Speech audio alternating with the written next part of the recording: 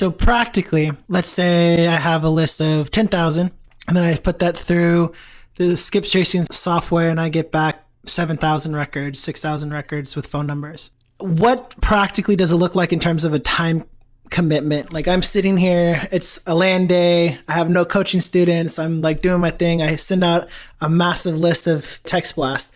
How many hours am I going to be sitting there communicating back and forth with people? Because you say it's more work, but like how much more work? Yeah, it's a great question, Jaron. I would say, and it totally depends on your area in terms of the amount, right? If you're going after 100-acre properties in Austin, Texas, you're gonna not, you could be doing that for send a 500 texts and get like 2 responses. So it kind of depends. But let's just say you're getting a pretty significant amount of responses, which is typical of any normal market. I would say 2 hours, kind of block out the 2 hours.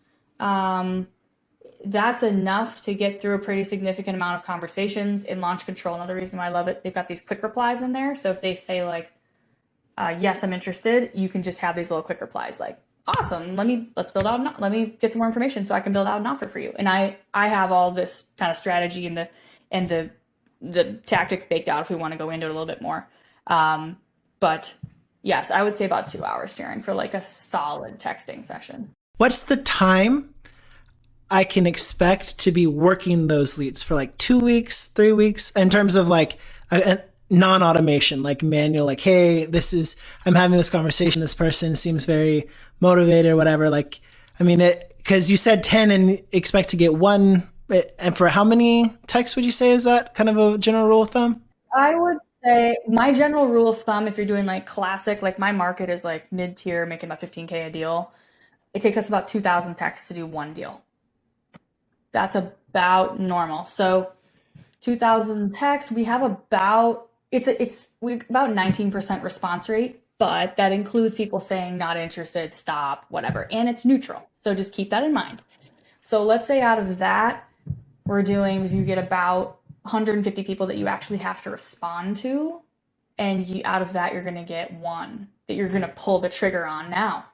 We talked about this before, but as land investors, we have this feeling that we want to go for the kill right now. Are you interested in an offer right now?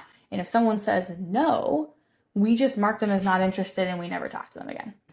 Versus having the idea, again, back to the house wholesaler, back to the multifamily, back to the commercial investor, what would they do? If somebody says, I'm not interested right now, they would say, no worries at all. Hey, you know what? I actually have a guide. It's the 16 factors that affect the value of your land, in Mojave, Arizona. I'd love to email it over to you. I think you'd find some good value in it, and we can just stay in touch, see if anything changes. Sure, email it over to me. Grab their email, we put that in your CRM system, and then now, and even if I don't even care if you're a brand new land investor, put it in a freaking Google Sheet. I do not care. Put it at their name, their email, and the county and the state their property is in. Just start building this list of property owners that might want to sell in the future so that we can market to them, so that we can drip them some emails. Hey, how you doing? Thinking about you. Here's the blog post I wrote. It's the 4 documents needed to sell your property. Love for you to check it out. I think it could be helpful. And then, a follow-up call. Like that's next level. And we can talk about that as we talk kind of about that fresh sales, that next level CRM. But as a new land investor, don't let those guys slip through the cracks. If they say they're not interested, ask if you can follow up in a year. Because I hope all of us, I hope I'm doing this for a long time. People sell their property on average every 7 years. So don't let them fall through the cracks.